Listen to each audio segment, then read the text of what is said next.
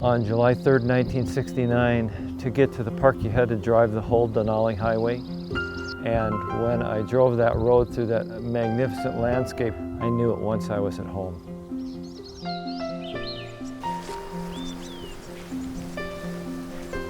The wolf walked right along here, came right over here, walked right down the lakeshore, right to where we were sitting. And it was so stunning. Denali is overwhelming, and the more time you spend here, inevitably, the smaller you feel. It's like opening your arms and saying, "Come on, hit me with it, Denali." And often that feeling of insignificance leads you then to an emotional, creative place.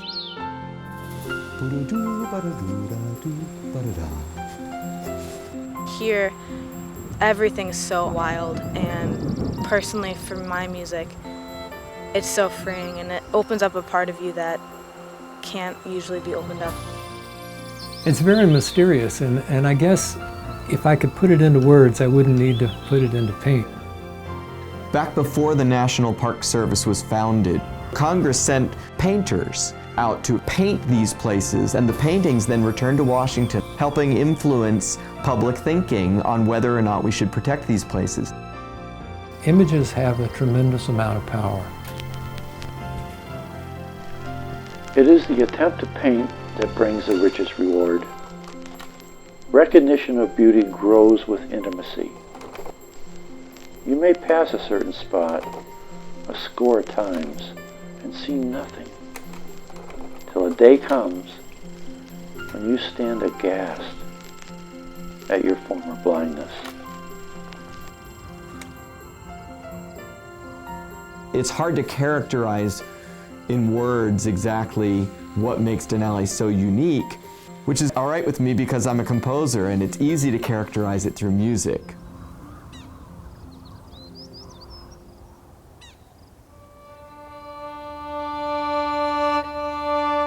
Being out here, it creates such a expansive feeling that is a huge inspiration.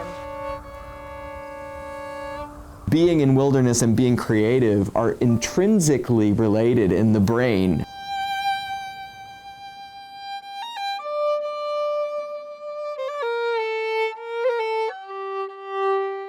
When you unplug and just go be in wilderness, the brain shifts to that creative play in the moment space that creates the best art. We were hiking up Primrose Ridge and we encountered this group of caribou there. And it reminded me how musical and fluid their movements tend to be. Ooh, ba-da-da-da-da-doo-da-da-da, ba-da-da.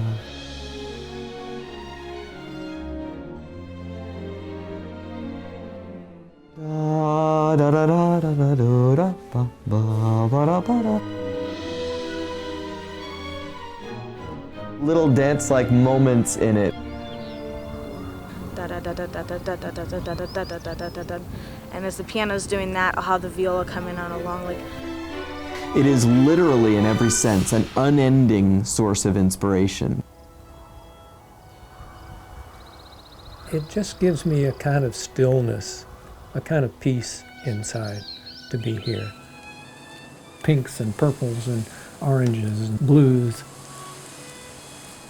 I don't know when the experience that I have coming into the park today will lead to a painting, but I know that I'll remember the smell that I'm smelling right now from these trees that are all around us.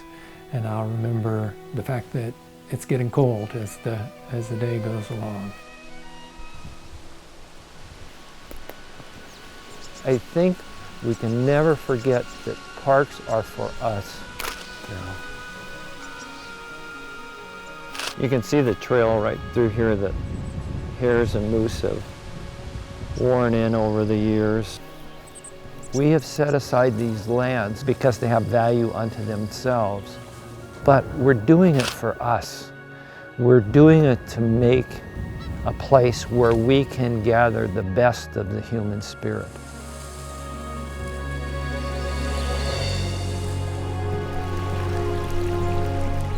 I was just sitting on the gravel bed and I was listening to the water, and then the pen just starts flowing and I just start writing about things that I didn't even know that I was thinking about. It's like if you think about the inside of your mind as having unused rooms off in the corners, these chambers. And there are as many of these chambers as you need to write books, to paint, to find courage, all those things necessary for a good life. As an artist, you really do connect with the landscape.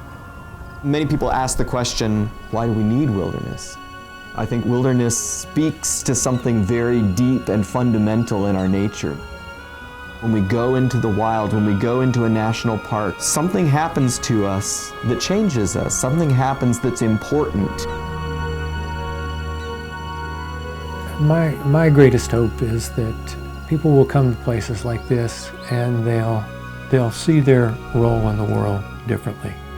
People will come to a place where people are small and the landscape is large, and they'll value places like this. Denali will always be inspiring as long as it is here.